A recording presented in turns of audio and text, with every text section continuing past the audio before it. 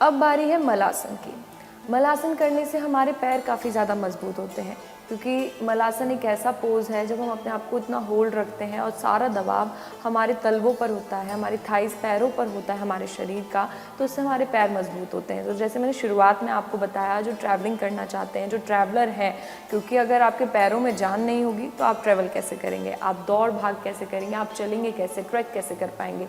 तो आप मलासन डेली कीजिए। मलासन कम से कम 5 मिनट हर दिन करिए, हर दिन 5 मिनट उस पोजीशन में होल्ड रहिए, तो देखना आपके पैर कितने मजबूत होंगे, यानी आपकी स्ट्रेंथ बनेगी, बॉडी की स्ट्रेंथ बनेगी। और अगर नीचे से आपकी बॉडी की स्ट्रेंथ बनती है तो ऊपर आप अपनी बॉडी को आराम से संभाल लेते हैं, यानी आपके पैर मजबूत होंगे तो आप अपने शरीर को आराम से संभाल सकते हैं। तो मलासन की शुरुआत करते हैं। मलासन में जाने के लिए अभी मैं वज्रासन में बैठी हूँ।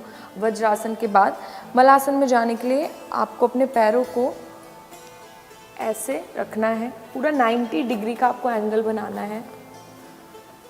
90 डिग्री ये बनाने के बाद हाथों को इस तरीके से, और पूरा 90 डिग्री एंगल। आप आंखें क्लोज कर सकते हैं और आपको ध्यान लगाना है।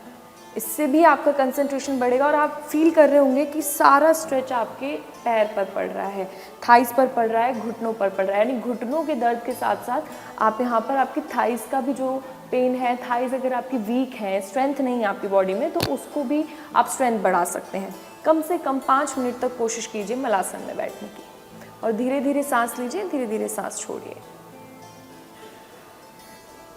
उसके बाद धीरे धीरे अपने हाथों को वापस लीजिए और वज्रासन में बैठ जाइए, चाइल्ड पोज में बैठ जाइए।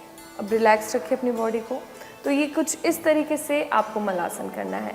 आपने मलासन करके आपने खुद फील किया होगा कि आपके पूरा यहाँ पर खिंचाव पड़ा होगा बॉडी पर, और यहाँ पर आपके खिंचाव पड़ेगा, यानी आपकी स्ट्रेंथ बन रही है।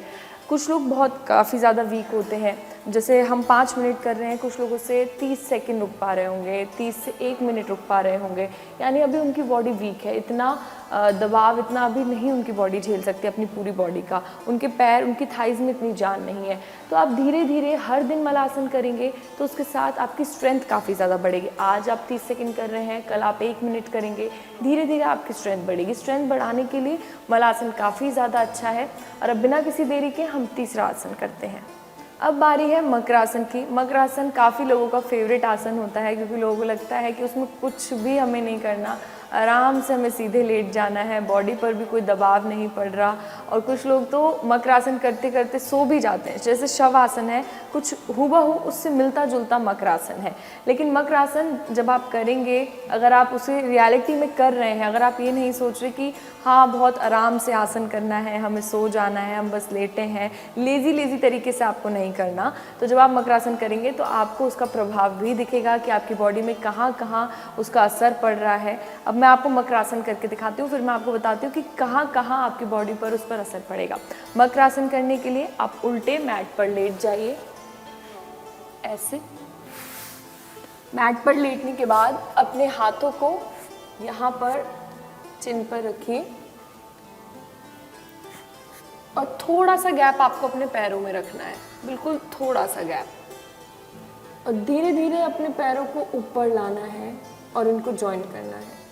थाइज में थोड़ा सा गैप रखिए, और जब आप पैरों को नीचे लेके जा रहे हो तो अपने पैरों को आपको ओपन रखना है, यानी आप पैर ऊपर लेके आए तब ये जॉइंट हुए ऐसे, और जब आप छोड़ रहे हैं पैरों को नीचे लेके जा रहे हो तो पैर आपके ऐसे ओपन हो जाने चाहिए, खुल जाने चाहिए, और मैट की तरफ बिल्कुल टच होने चाहिए।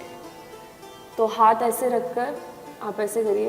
अब आप इसमें फील कर रहे होंगे कि पूरा प्रभाव आपके घुटनों पर पड़ रहा है, खिंचाव पड़ रहा है।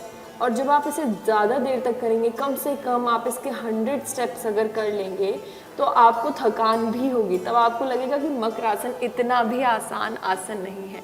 तो कम से कम 100 बार आप इसको कीजिए, तो आपको ये आसान नहीं लगेगा और इस आसन का असर भी पड़ता हुआ आपको दिखाई देगा। मकरासन की खास बात यह है कि आपकी कमर में भी अगर दर्द होता है घुटनों के साथ साथ, तो आपकी कमर पर भी असर पड़ेगा, क्योंकि जिस पोजीशन में मैं अभी लेटी हुई हूँ, आप इसमें महसूस करिए, ये जो स्पाइन है यहाँ पर भी असर पड़ेगा, स्पाइन पर भी खिंचाव आपको पड़ रहा होगा। तो मकरासन में जब आप पैरों को ऊपर लेकर आते हैं तो सांस को अंदर लीजिए, जब पैर छोड़ रहे हैं तो सांस को बाहर छोड़िए। Breathe in, breathe out, breathe in, breathe out, breathe in, breathe out. Makarasana जैसे आपने इसके 100 स्टेप्स किए, 50 आप इसके कीजिए और 50 आप इस तरीके से भी कर सकते हैं। एक पैर ऊपर आया, एक पैर आपका नीचे होना चाहिए, फिर जब दूसरा पैर ऊपर आ रहा है तो दूसरा पैर नीचे होना चाहिए, यानी ऐसे 1 2 1 2। इस तरीके से आपके हाथ ऐसे प्लेस होने चाहिए। अपने फेस पे प्यारी सी एक स्माइल रखकर आराम से अच्छा सोचिए और इस आसन को कीजिए। कम से कम 100 तो आप कर ही सकते हैं। आज ही टारगेट बनाइए और आज आप मेरे साथ 100 स्टेप्स इसके कीजिए।